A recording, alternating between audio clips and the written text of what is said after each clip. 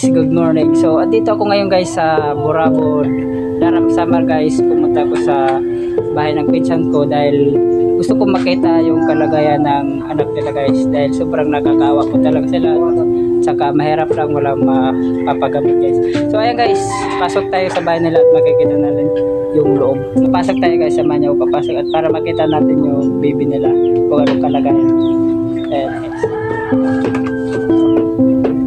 So ayan guys, dito ngayon sa bahay nila Kuya Robert, yung pinsan ko. Ayan yung kalagayan ng anak nila guys. Sana guys matulungan nyo sila guys sa mga kapagpagamot ng baby nila. Sana parating nyo guys, i-share nyo to sa marami tao guys para makita sa KJS, Rapid Tulfo, Action.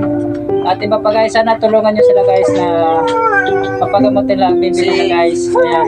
So, shout out kay Boy Tabang. Yung pagpagamot dahil mahirap lang ka walang trabaho sa Kaya Robert. So, Tulungan niyo po ng aking baby na may ano sa tulong niya, tulong kung may ano lang po niyo kahit tulong po. Ano lang po na ano lang po ng tulong.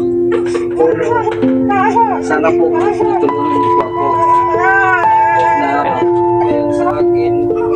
Sana po yung anak ko na may bukol, matulungan niyo po siya na mawala na po kanyang bukol.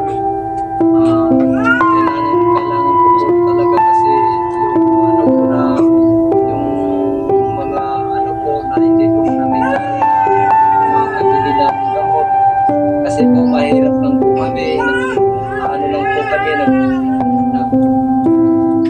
nag-ano lang po kami ng sa bukid, sa bundok. Ano po yung hanap buhay ko po, nag-ano lang po ng